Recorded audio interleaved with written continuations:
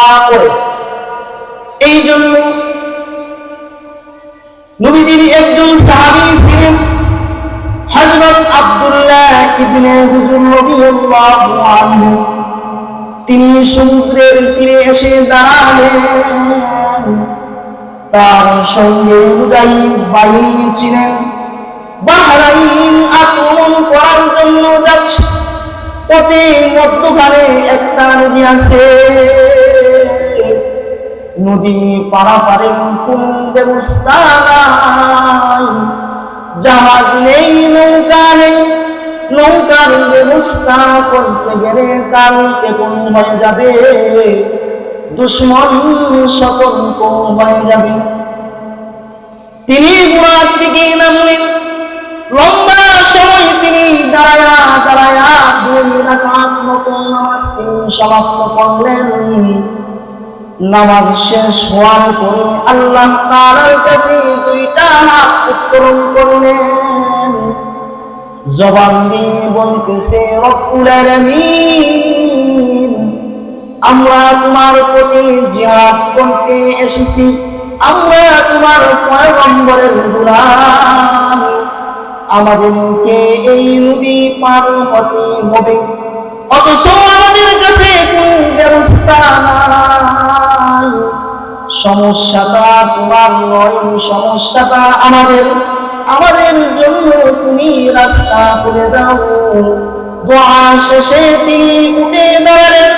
মুজাহিদ বাহিনীদেরকে বলতেছেন, তোমরা বিসমিল্লাহির রহমানির রহিম বলে যার যার ঘোড়া নদীতে নামিয়ে দাও।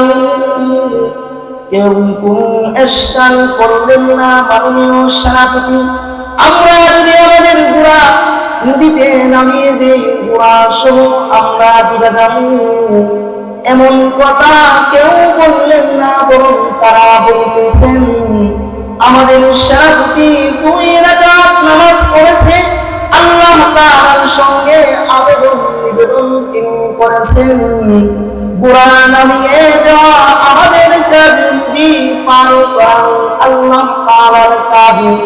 বাহিনীর সকল মুজাহিদ তার আহ্বানে সাড়া দিলেন।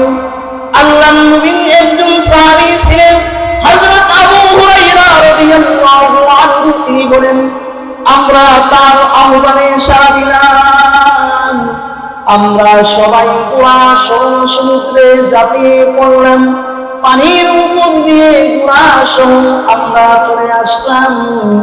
এভাবেই আমরা নদী পার হয়ে গেলাম।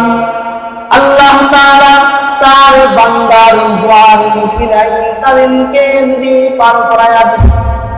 যুব সমাজ, তোমাদেরকে বলতেছি, তোমাদের হাতে পায়ে ধরে বলতেছি, তোমাদের কাছে তোমাদের মা বাবা সবচাইতে বড় পীর ইরশাদ।